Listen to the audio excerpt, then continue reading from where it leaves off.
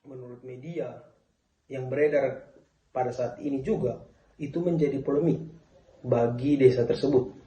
Karena pada dasarnya pemilihan yang dilakukan oleh kepala desa tersebut sering terjadi KKN, yaitu korupsi, kolusi, dan nepotisme. Yang paling terutama itu adalah nepotisme. Wijaya yang sudah langsung turun ke lapangan mewawancarai kepala desa Simalingkar A.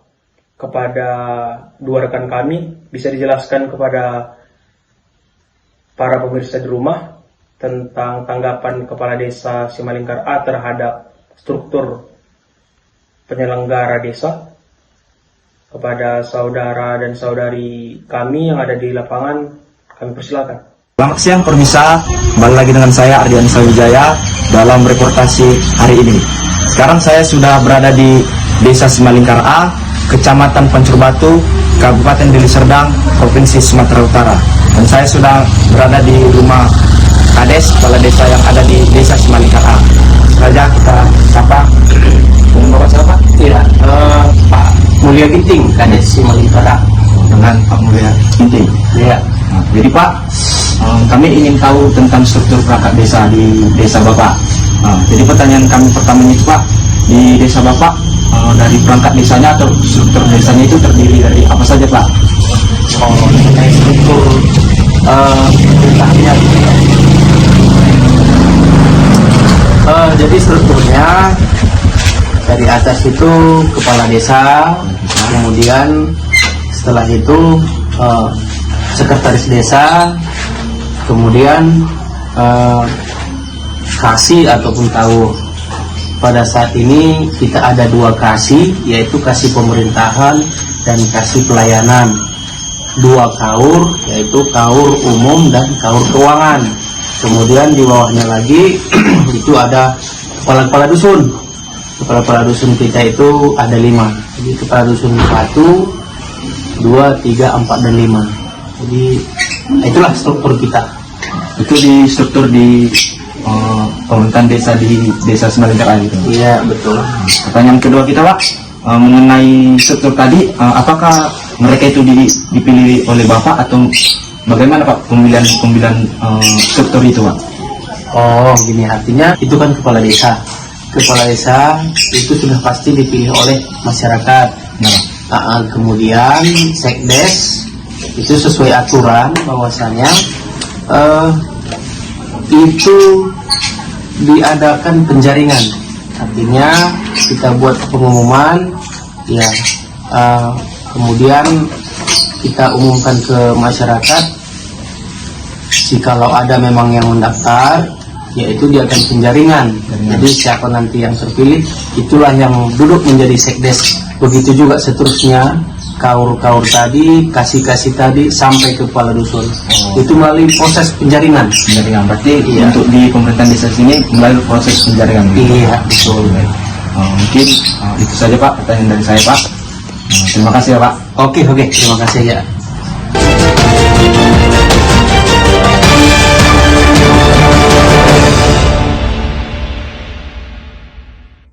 Kami juga sudah terhubung dengan rekan kami Elsa yang sudah juga turun ke lapangan untuk mewawancarai kepala desa. Kepada saudari Elsa, bisa dijelaskan tentang apa tanggapan dari kepala desa mengenai hal tersebut. Kepada saudari Elsa, kami persilakan.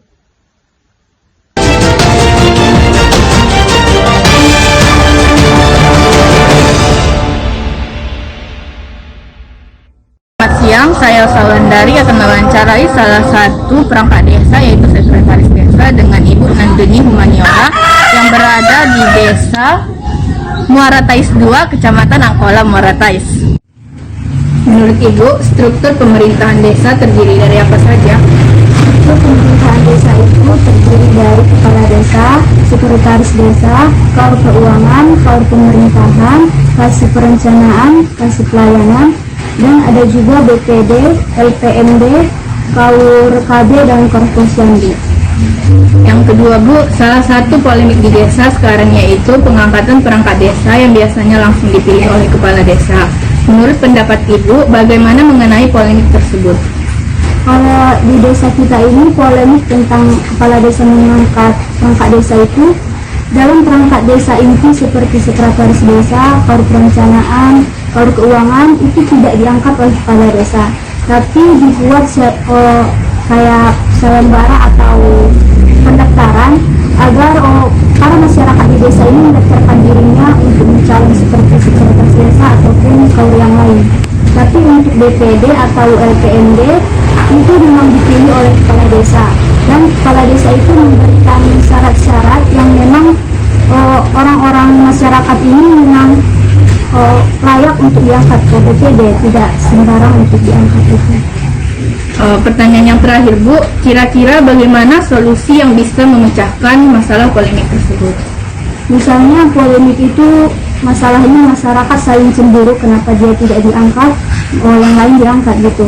Jadi masyarakat yang cemburu itu bisa dirangkul, seperti kita data untuk dimasukkan ke bantuan seperti BLT atau yang lain, itu bisa meredakan rasa kesal ataupun cemburu dari mereka. Terima kasih Bu atas wawancaranya. Pada Saudari Asri, bisa dijelaskan bagaimana pendapat yang berkaitan tentang struktur pemerintahan desa tersebut? Kepada Saudari Asri, kami persilakan.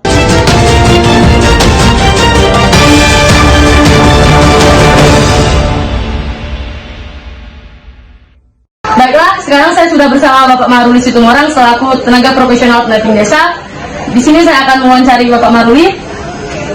Baiklah Pak Maruli, perkenalkan saya Asri Kurniati Situmorang dari mahasiswa dari Ilmu Politik USU. Saya ingin mewawancarai Bapak, apakah bisa Pak?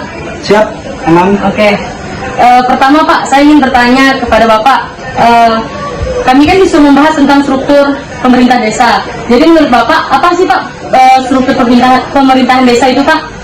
Jadi struktur pemerintahan desa itu adalah suatu bagan yang mengatur adanya orang-orang di dalam sebuah pemerintahan desa, sehingga pemerintahan desa bisa berjalan dengan baik. Jadi ada kepala desa, kemudian kasih kesra, kasih keuangan kalau dulu bahasanya bendara, sekarang ada kasih keuangan. Kemudian juga ada termasuk kepala dusun, RT dan RW dan sebagainya. Oke Pak. Nah di struktur pemerintahan desa itu kan pasti banyak polemik tuh Pak. Jadi kami mengangkat satu polemik yang lagi heboh sekarang itu, polemiknya pengangkatan perangkat desa, yang dimana perangkat desa ini dipilih sama kepala desanya langsung. Itu kan banyak menimbulkan polemik tuh Pak. Menurut Bapak bagaimana itu Pak? Jadi seperti ini, sebenarnya sudah jelas di Kemendagri nomor 83 tahun 2015 itu sudah jelas sekali bagaimana prosedur pengangkatan dan pemberhentian seorang perangkat desa. Jadi kepala desa harus membentuk suatu tim, kemudian tim itu menyeleksi biodata calon pelamar sebagai perangkat desa, kemudian dilihat lagi regulasinya pendidikan, kemudian khusus komputer dan sebagainya. Jadi sebenarnya regulasi sudah ada, tapi fakta di lapangan, beliau keluarga saya, beliau bantu saya kampanye waktu saya menjadi kepala desa, jadi saya angkat beliau jadi perangkat desa. Itu yang terjadi, jadi banyak sekali polemik. Begitu juga pemberhentian perangkat desa yang lama. Ketika saya sudah jadi kepala desa, saya mengangkat orang baru jadi kaur, terus kaur lama seperti apa? Yang terjadi, kepala desa langsung buat surat mengundurkan diri, di-print beliau, langsung disodorkan kepada perangkat desa yang lama. Jadi itu yang terjadi, jadi sehingga banyak sekali polemik, banyak pengaduan khususnya ke dinas pemberdayaan masyarakat di kabupaten. Itu banyak sekali yang terjadi. Kenapa harus saya diberhentikan sebelah tangan, atau kenapa sih ini kok diangkat, dasarnya apa, kenapa tidak ada pemilihan, kenapa tidak ada seleksi. Jadi seperti itu sebenarnya intinya, gara-gara politisasi dari sebuah pemilihan kepala desa gitu. Oke Pak, selanjutnya Pak, Bapak kan selaku pendamping desa. Nah, menurut Bapak kinerja dari perangkat desa yang sudah ada sekarang itu bagaimana Pak? Untuk kinerja relatif, saya pikir relatif, karena seperti ini, sesuai dengan syarat perangkat desa itu minimal, terutama itu minimal tamat SMA. Jadi dan untuk di seluruh Indonesia, saya lihat datanya itu 60% rata-rata sudah minimal D3 atau 60%, kecuali di daerah-daerah seperti Aceh, Papua itu masih banyak yang memang di bawah. Desa-desa yang masih di pinggiran masih banyak yang tidak memaksimalkan kinerja perangkat desa. Dalam artian seperti ini, desa lebih baik menggunakan pihak ketiga untuk administrasi ketimbang mereka mendidik perangkat desa. Nah ini yang sudah banyak terjadi. Jadi kenapa? Jadi tidak maksimal. Harusnya yang membuat SPJ, yang membuat laporan ini, laporan itu, RPJMD segala macam dokumen administrasi itu dikerjakan perangkat desa. Pada faktanya tidak. Desa langsung menunjuk pihak ketiga, dibayar sudah. Nah, itu yang terjadi. Baiklah Pak, jadi dari polemik ini, menurut Bapak selaku pendamping desa tadi, kira-kira apa sih solusi yang bisa memecahkan masalah ini Pak? Solusinya saya pikir harus kebijakan kepala desa. Selama ini dari Dinas Pemberdayaan Masyarakat Desa, terutama di tingkat kabupaten maupun provinsi, sering melaksanakan bimbingan teknis atau bimbintek. Jadi dipanggil perangkat desa, bagaimana sih cara membuat SPJ diajarkan, bagaimana sih cara mengoperasikan aplikasi Siskudes untuk desa diajarkan.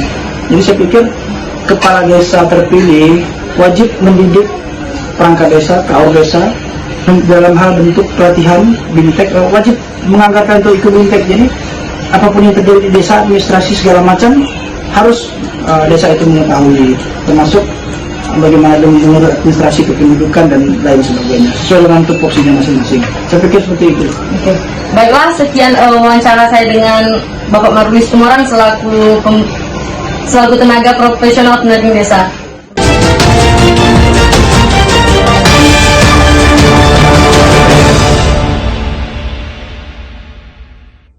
Simalingkar A. Kepada dua rekan kami, bisa dijelaskan kepada para pemirsa di rumah tentang tanggapan Kepala Desa Simalingkar A terhadap struktur penyelenggara desa. Kepada saudara dan saudari kami yang ada di lapangan, kami persilakan.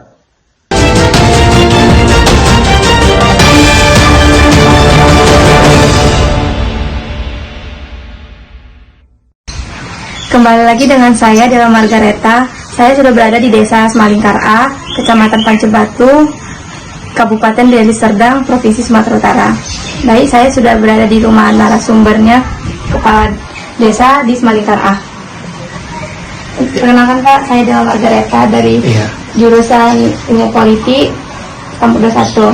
Jadi Pak, saya akan menanyakan pertanyaannya. Salah satu polemik di desa sekarang yaitu pengangkatan perangkat desa yang biasanya langsung dipilih kepala desa.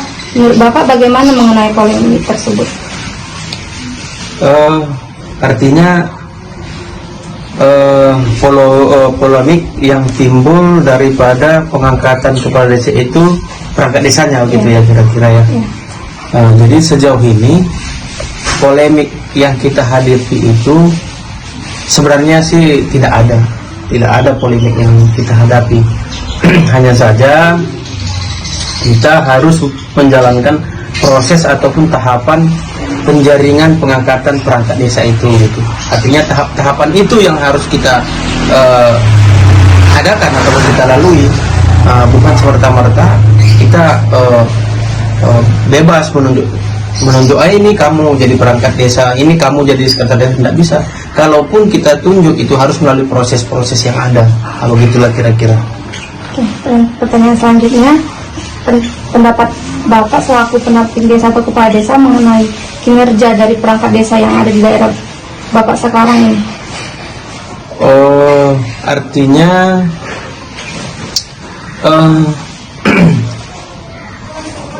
kinerja daripada perangkat-perangkat saya ya sampai sekarang, kinerja dari perangkat kita mulai dari sekdes, sekretaris desa sampai ke kadus ataupun kepala dusun ya kalau sampai sekarang baiklah. Artinya apa tugas yang diberikan oleh kepala desa itu semuanya dikerjakan.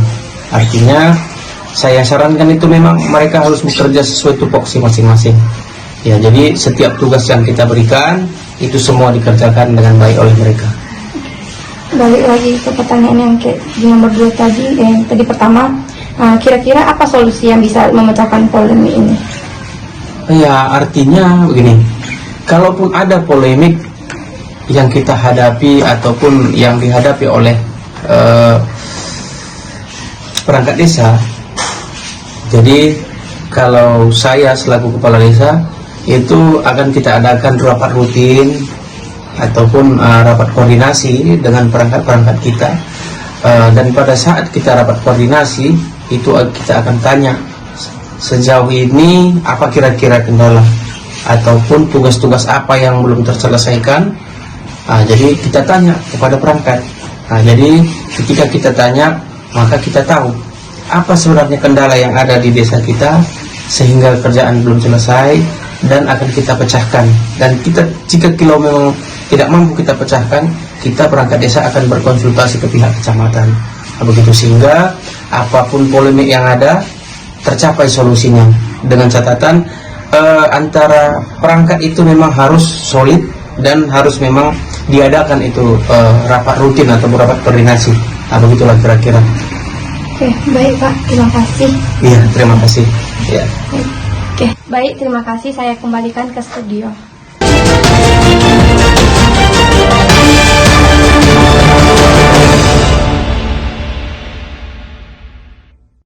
Semoga berita yang kami liput bisa berguna bagi kita semua, dan kepada pemirsa yang ada di rumah tetap jaga kesehatan dan selalu terjaga. Sampai jumpa pemirsa di berita berikutnya.